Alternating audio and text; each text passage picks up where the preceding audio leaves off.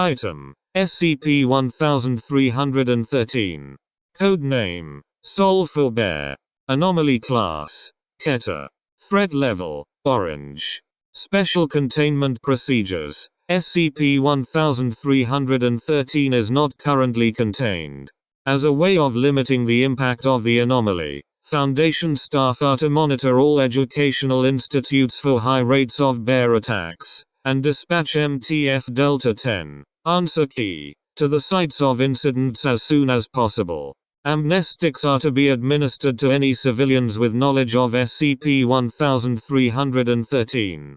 While copies of SCP-1313 are available from the Foundation archives, under no circumstances are any Foundation personnel to have complete knowledge of the problem.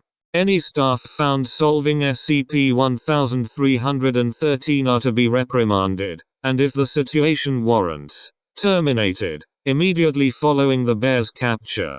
Excess bears are to be either released into the wild or used as food test subjects for suitable anomalies. Description: SCP-1313 is an anomalous series of logical processes, capable of being defined as a mathematical equation to which the answer is a single female specimen of Ursus arctos.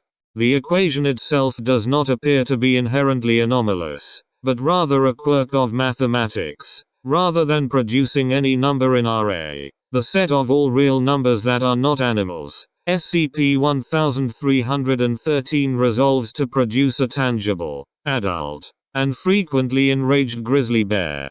The resolution does not have to be physically represented, and simply considering the problem long enough to arrive at the solution has resulted in a bear's manifestation in or around the subject solving it.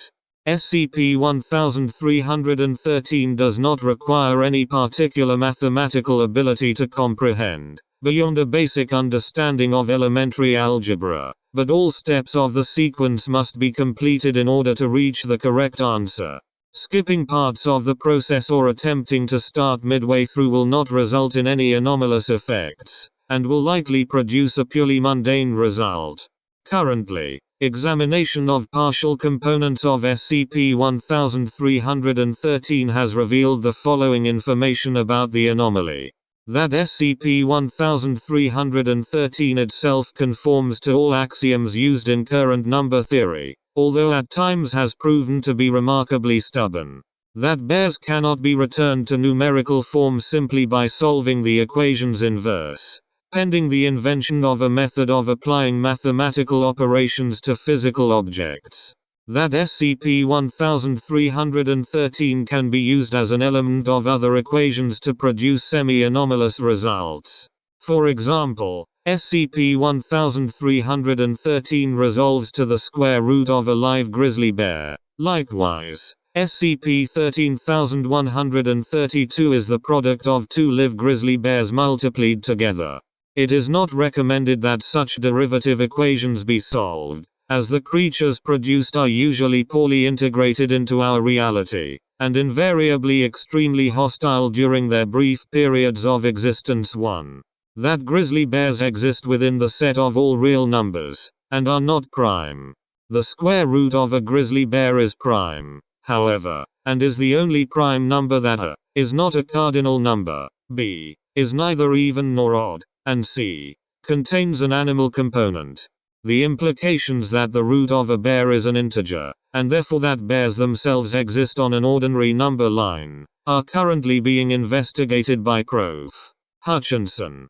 SCP-1313 first came to the Foundation's attention in 1967, when a bear attack was reported at Whitecross High School, Hereford, England. 1724 separate incidents of bear attacks in educational institutes have been observed since, with an estimated 1,600 fatalities and 900 further non-fatal injuries.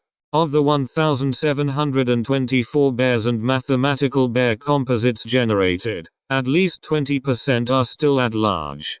Notice: if during the reading of this document you have pondered the nature of SCP-1313 to such a degree that you feel you have independently formulated a portion of its structure, You are advised to make your way to your site's nearest amnestic distribution station, and then, following administration, to animal control. Failure to do so may result in disciplinary action and/or bear-related injury. Footnotes. 1. Research into the possible military applications of irrational, exponential, and imaginary grizzly bears is currently being undertaken by a joint team from the Foundation's mathematical and zoological departments.